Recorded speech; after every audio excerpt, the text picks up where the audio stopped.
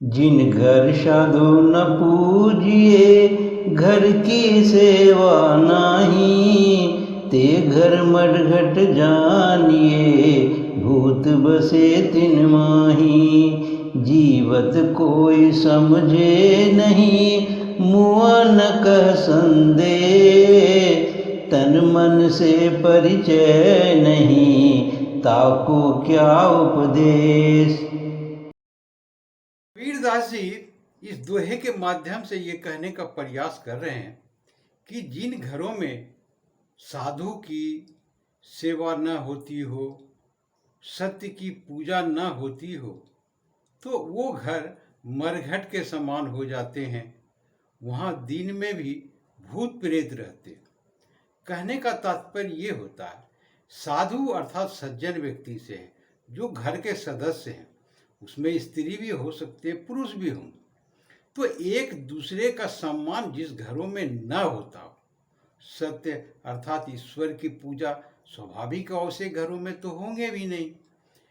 तो इस तरह के जो घर माहौल बन जाते हैं, जहाँ पर लोगों को सम्मान नहीं मिलता है, एक दूसरे को, पिता पुत्र को, माता को पिता को, भाई को, बहन को, जो भी सदस्य होते हैं उन सबों में एक दूसरे से।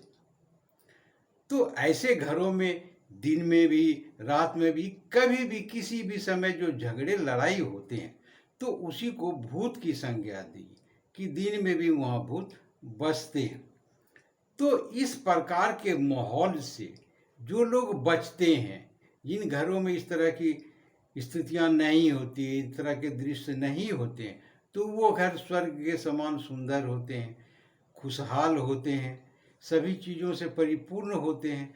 परंतु जिन घरों में कोलाहल हो इस तरह की, जो मैंने पहले बताया, तो वहाँ लक्ष्मी का भी वास नहीं होता है, किसी का भी शांति चैन से जीना मुश्किल हो जाता। तो कबीरदास जी पहले कविता में इस प्रकार के उदाहरण दिए हैं, इस तरह के नहीं होने चाहिए।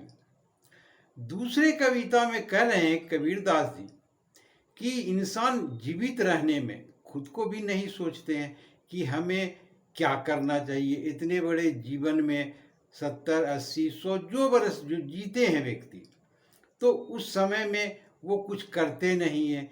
मृत्यु नज़दीक आने पर उनके बारे में सोचते हैं, लेकिन वो कर नहीं पाते हैं। मरने के बाद गांव के लोग भी कहते हैं कि इतने दिन रहा, पूजा पाठ भी नहीं करता था, धर्म कर्म भी नहीं करता था, तो ऐसा करना चाहिए, वैसा सलाह देने लगते हैं। तो अब उसको क्यों सलाह दे रहे हैं? वो तो मृत्यु को प्राप्त हो गए, अब तो वो सुनेगा नहीं।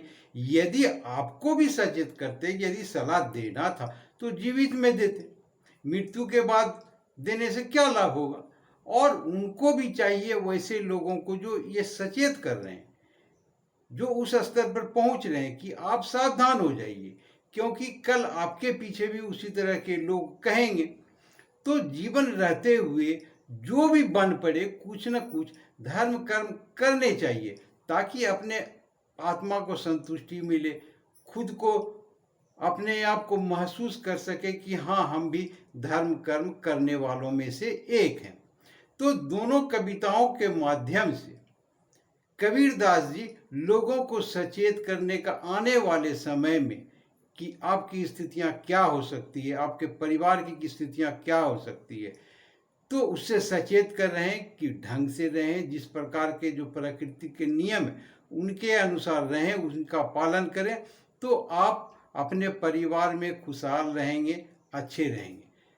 तो ये था दोनों कविताओं का भावार्थ। आशा करता हूँ अच्छे लगे होंगे। आपने देखा, इसके लिए बहुत बहुत शुक्रिया, धन्यवाद।